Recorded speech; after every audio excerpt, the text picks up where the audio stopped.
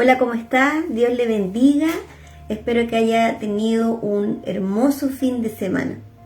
Miren, hoy día quiero compartir la palabra de lo importante que es nuestro mensaje y de todo el esfuerzo que nosotros hacemos para entregar la buena noticia. El apóstol Pablo en 1 Corintios capítulo 9, desde el verso 20, dice así, y estas palabras son muy conocidas para nosotros y quiero profundizarla, por eso la saco ahora para compartirla y estudiarla. Verso 20 dice: cuando estaba con los judíos, vivía como un judío para llevar a los judíos a Cristo. Cuando estaba con los que siguen la ley judía, yo también vivía bajo esa ley, a pesar de que no estoy sujeto a la ley.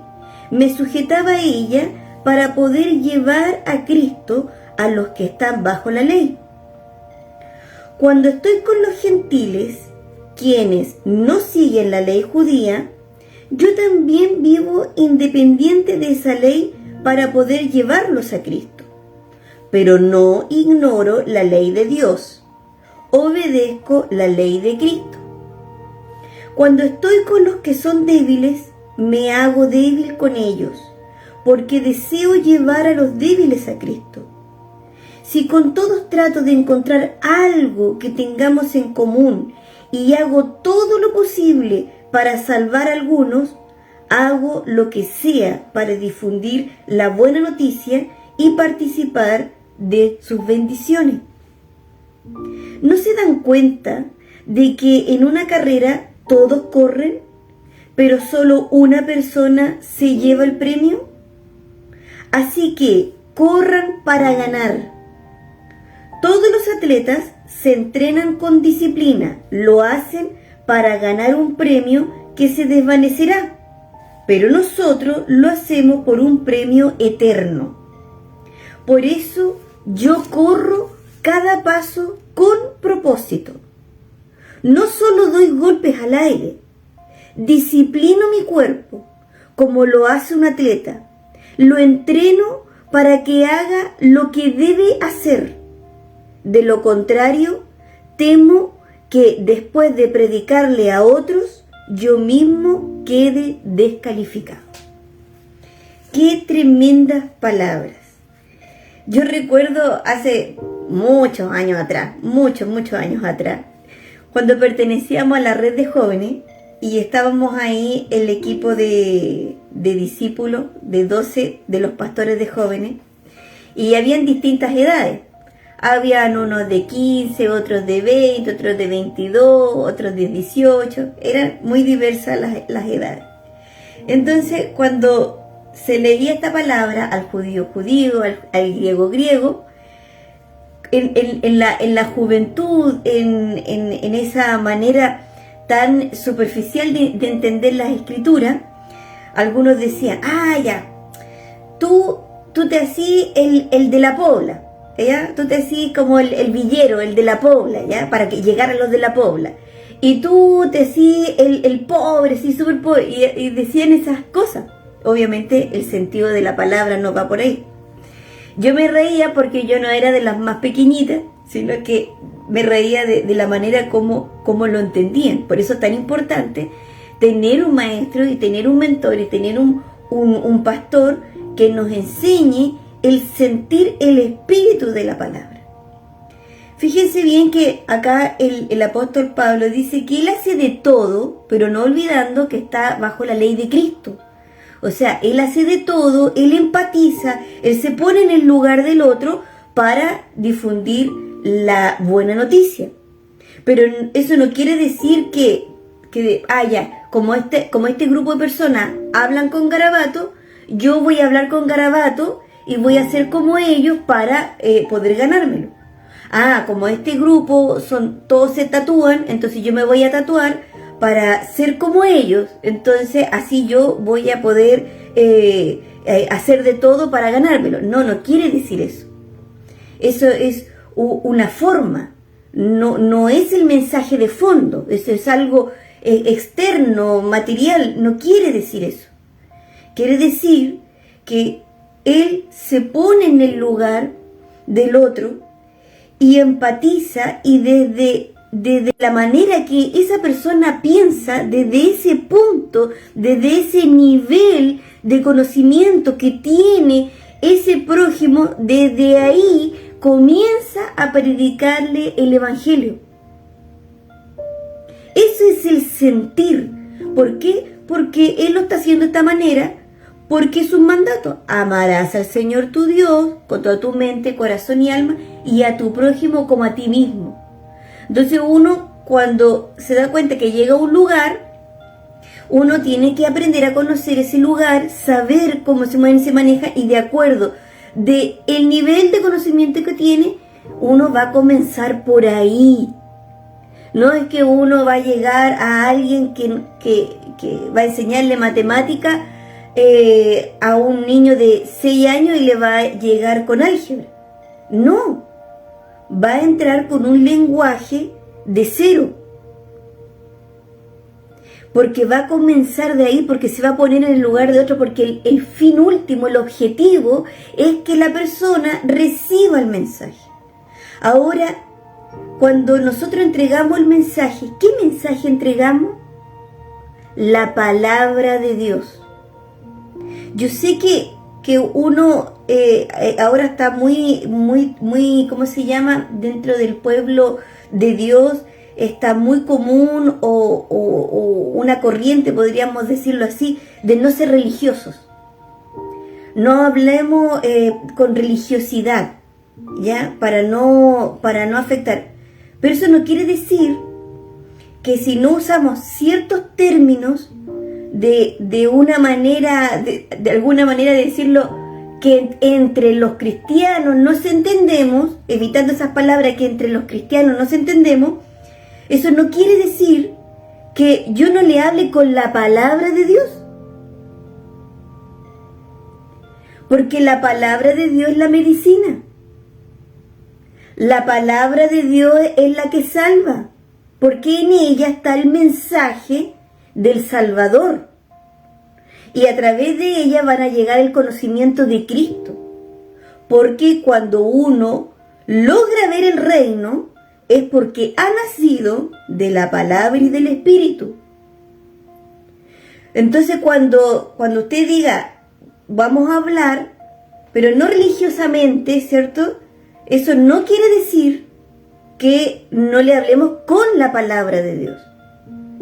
Vamos a omitir ciertas palabras que nosotros usamos dentro de la cultura, dentro de la tribu urbana, podríamos decir, del pueblo protestante evangélico o del pueblo católico, cristiano, ¿cierto? Que tienen ciertas palabras o ciertas formas que entre ellos, entre nosotros nos entendemos.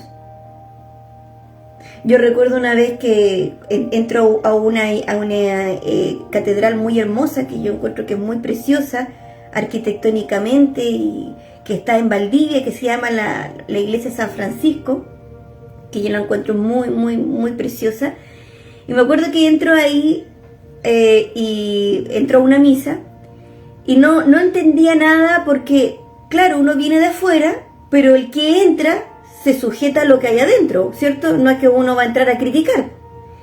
Y claro, pues hay ciertas cosas que yo no entendía. Había una pregunta que se hacía en el altar y el pueblo respondía. Y yo no entendía ni la pregunta ni la respuesta. Entonces yo imitaba.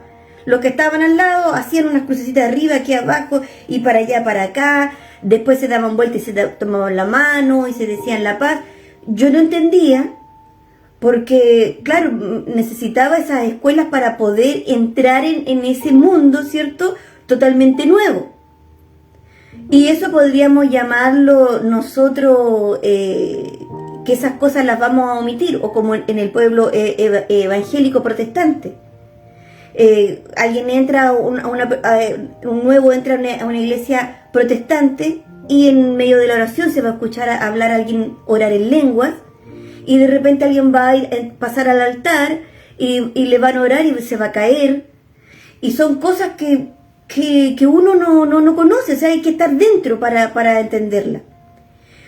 Eso es una cosa, pero una muy diferente es que cuando nosotros entreguemos el mensaje, lo entreguemos con la palabra de Dios. La palabra de Dios, en ella está la medicina. Y cuando usted habla con la palabra de Dios, en eso no hay nada de religiosidad. Porque es pura, es perfecta, es íntegra, es la medicina, es la que salva. A través de la palabra de Dios, ¿cierto? Nosotros dice que la fe en Jesús, la fe viene por el oír. ¿Y el oír qué? La palabra de Dios. Entonces yo quiero darle acá un ejemplo del apóstol Pablo, cómo él lograba tener esta capacidad en el espíritu de la enseñanza, al griego, al judío, ¿cierto? Y aquí hay un ejemplo, Hechos 17, y aquí vamos a graficar y entender qué quiere decir el apóstol Pablo. Capítulo 17 de Hechos, verso 23, dice así, dejé buscar el 23, justo agarré la Biblia de la letra más pequeñita. Dice así el apóstol Pablo: porque mientras caminaba, observé la gran cantidad de lugares sagrados, y uno de sus altares tenía la siguiente inscripción: a un Dios desconocido. Este Dios a quien ustedes rinden culto sin conocer es de quien yo les hablo. ¿Se dan cuenta? El apóstol Pablo, y eso es lo que hace un ganador de alma, eso es lo que hace un evangelista, que entra a un territorio para predicar el evangelio y observa y está atento a la voz y la dirección del Espíritu Santo. Recorre el lugar y le dice al Señor: Señor, ayúdame a predicar tu evangelio, dame sabiduría, ayúdame a entregar el mensaje. Y uno está atento al mundo físico, qué es lo que sucede en esa ciudad. Esta ciudad es idólatra, dijo el apóstol Pablo. Empezó a observar que cada dios, ¿cierto?, con minúscula, cada dios tenía un altar. Pero había uno que sobresalió y se dio cuenta de la dirección de Dios, porque en el mundo físico había un altar que se le rendía culto y que se llamaba al Dios desconocido. Este altar es al Dios desconocido. Cuando se dio cuenta en el mundo físico lo que estaba sucediendo, ¿cierto?, dijo, comprendió por el Espíritu de Dios, porque el Espíritu de Dios nos da una información. Es una información, es algo precioso que hace Dios con sus hijos cuando descarga información. Es igual como cuando usted, o parecido, que cuando usted toma un pendrive, ¿cierto?, y descarga 2 o 3 carpetas, y son en un ratito, 1 o 2 segundos, ¡pum!, listo. Descargó 2 o 3 carpetas y el computador tiene una tremenda información. Pero ¿cuánto se demoró en soltar esa descarga? Prácticamente nada. Viene la información y dice, ya sé. Y abres la boca y habla. Todo esa descarga de información del cielo. Y uno dice, pero ¿en qué momentos pasó esto, Pablo? Cuando el Espíritu de Dios me llevó a ver ese altar que se llama al Dios desconocido. Pero si solo lo miraste. Pero Dios me descargó la información y me dijo qué tenía que hacer. O lo mismo cuando le cuentan un sueño. No es que estuvo toda la noche soñando. Fue un momento, y cuando uno le dice, cuéntame el sueño, tiene detalle, y pasan los minutos, y la persona sigue relatando, y sigue toda la descarga de información que hace Dios al Hijo, ¿cierto? Son como en unos pocos segundos, ya tienes no sé cuántas carpetas descargadas en tu interior, y tienes una cantidad de información impresionante. porque los tiempos de Dios no son como nuestros tiempos. Acá los tiempos son lentos, pero los tiempos de Dios son muy diferentes. Entonces, en el verso 24, el apóstol Pablo, diciéndole por ese altar, dice: Él es el Dios que hizo el mundo y todo lo que hay en él, ya que es el Señor del cielo y de la tierra. No vive en templos hechos por hombres, y las manos humanas no pueden servirlo, porque Él no tiene ninguna necesidad. Él es quien da vida y aliento a todo y satisface cada necesidad. De un solo hombre creó todas las naciones de la tierra. De antemano decidió cuándo se levantarían y cuándo caerían, y determinó los límites de cada una. Su propósito era que las naciones buscaran a Dios y quizá acercándose a tientas lo encontraran, aunque Él no está lejos de ninguno de nosotros, pues en Él vivimos, nos movemos y existimos, como dijeron algunos de sus propios poetas.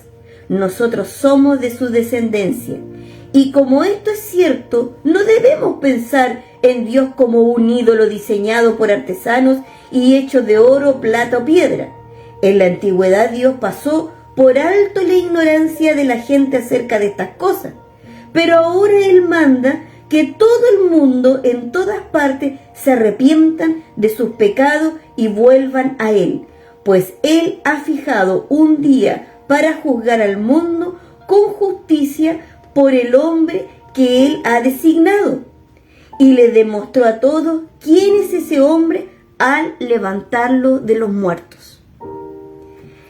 Miren, Pablo entró en la mente de este pueblo idólatra, y desde la mente de este pueblo idólatra, no haciéndose el idólatra, sino entrando en la mente de este pueblo idólatra y atento al mundo físico de donde ellos vivían, con el propósito de entregar la buena noticia, es cuando Dios le muestra la estrategia para predicarles y dile: estos son idólatras, fíjate este altar.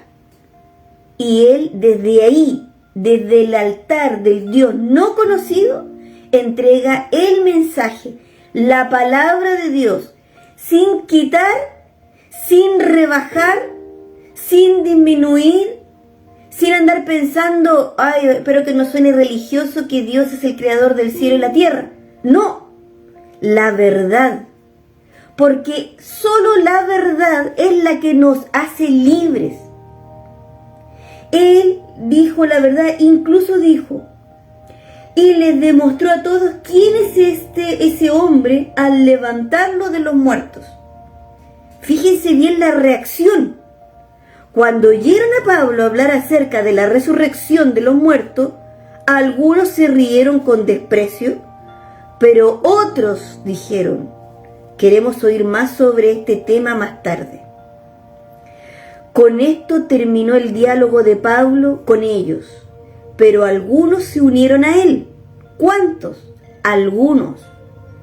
Y se convirtieron en creyentes, dieron el paso. Entre ellos estaba Dionisio, un miembro del concilio, del mismo lugar, de la misma plataforma donde él predicó y enseñó. Era un miembro de ese concilio. Una mujer llamada Dámaris y varios más. Hermanos, nosotros tenemos un mensaje de poder. Y este es el mensaje, el único mensaje por el cual nosotros vamos a ser discípulos. Alguien que tome la decisión de dar un paso hacia adelante para comenzar a seguir a Cristo, para estudiar la palabra de Dios, aprender el conocimiento de Dios y dejarse pastorear, y como nos enseñaban en la palabra, dejarnos limpiar los pies. No existe otra manera de formar un discípulo si no es por medio del mensaje verdadero y legítimo de la palabra de Dios. Nosotros no tenemos más autoridad de enseñar otra cosa para el Evangelio que la palabra de Dios, porque en ella está la medicina.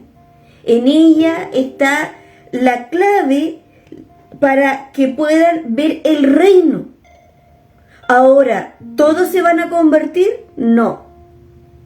Porque aquí claramente dice que al escuchar de la resurrección de los muertos, se burlaron y le rechazaron. Pero otros recibieron el mensaje, creyeron y aceptaron el mensaje, y al aceptarlo decidieron seguir a Jesús. Porque dice que, la palabra dice que los que seguimos a Jesús, nosotros andamos por donde Él anduvo. Eso es ser un discípulo. Es seguir los pasos que Jesús dio. Él nos muestra el camino. Jesús dijo, yo soy el camino al Padre. Él nos muestra el camino. Él es la escalera de Jacob. Él es el único mediador entre los hombres y Dios. Por eso nosotros no podemos rebajar el mensaje que nosotros entregamos. No, que se van a molestar, mejor le hablo con cuidadito. Y no, tal vez esta palabra, si yo le digo que si yo le entrego la verdad de Jesucristo y por medio de Él va a ser libre, a lo mejor se va a ofender y lo va a encontrar religioso. Hermano, suelte la palabra. Mientras soltamos la palabra, usted va a ver personas del otro lado con expresiones de molestia, con el ceño fruncido. Van a abrir sus bocas y te van a rechazar. Te van a catalogar de loco, de religioso y un montón de cosas. Y eso solamente está mostrando que estás entregando el mensaje y que en el mundo físico hay una manifestación de que en el mundo espiritual hay una guerra entre demonios y los ángeles. Pero nosotros tenemos la tarea de predicar el evangelio en todo tiempo, a tiempo y afuera de tiempo, como Pablo le dice a su discípulo Timoteo, y producto de este mensaje, Dios, que sabe quiénes son los que han de ser salvos, unos van a ver el reino porque van a nacer de la palabra de Dios que estás predicando, pura y legítima, sin restarle, sin disminuirle, sin quitar nada, la palabra de Dios y el Espíritu Santo. Y van a ver el reino. Y otros se van a dar la media vuelta y se van a ir. Así va a ser, siempre. Y estos que nacen y ven el reino, entonces usted los mete en el proceso. Haga un tiempo para ello, para consolidarlo, para afirmar su fe. Sígale dándole la palabra de Dios. Este es el alimento del cual nosotros comemos. Los hijos de Dios comemos este alimento, es lo que nos da la fuerza y lo que nos llena, llena nuestra copa, ¿cierto? Para poder hacer la voluntad de Dios, que es predicar el evangelio a otro. Cuando por su predicación, ¿cierto? Por la predicación que el Señor pone en tu boca de la palabra de Dios y por la obra del Espíritu Santo, ven el reino. Son estos discípulos que Dios añade a la iglesia, porque estos son los que son salvos. No olvide que Dios es el que añade. Dios es el que añade. Usted no diga, no, es difícil hacer discípulos. Si lo hace en su propia fuerza, por supuesto que sí, porque es un milagro. Encontrar un discípulo de Jesucristo, alguien que pueda ver el reino. Mire, yo a veces me molesto con algunos y mi esposo me dice, amor, todavía no ve el reino. ¿Por qué tú le exiges a estas personas como si estuvieran viendo el reino? Todavía hay que predicarle el evangelio, aún no ven el reino. Si vieran el reino, tendrían una iniciativa. Algo que no estar diciéndole a cada rato. Pero si alguien ve el reino, por medio de tu predicación, ¿cierto? De la palabra de Dios y la obra del Espíritu Santo, entonces, gloria a Dios. Dios ha añadido los que han de ser salvos y tienes que entrarlo en el proceso de sanidad. Y preparar un tiempo que se encuentre con Cristo, en donde un día preparado, consagrado, para que conozca a su Señor y entre en el proceso de santificación y del lavamiento de los pies. ¿Con qué propósito? Para que pueda llevar el mensaje de Dios a otro. Al principio lo va a hacer y a medida que pasa el tiempo vamos madurando, vamos creciendo. No somos los mismos que hace 5, 10, 15, 20 años. Hemos madurado, hemos crecido. ¿Pero por qué hemos crecido? Porque no hemos dejado hemos permitido que Dios lave nuestros pies. Y como decía mi esposo, ya sea que nosotros pongamos las patitas solito al agua, ¿cierto? O que otros nos laven los pies. Y este es un proceso precioso. Por eso, hermanos, cuando dice el apóstol Pablo al griego griego y al judío judío, ¿cierto? No es que es un tema de forma, sino que es un tema de fondo, del concepto de que desde la base, desde la mente de la persona que le vas a predicar el evangelio, el Señor te va a dar la estrategia para entregarle la noticia y va a estar en los planes de Dios si es esa persona quien está escogida de antes de la fundación del mundo o no. Y si lo está, van a ser por la palabra de Dios y por el Espíritu Santo.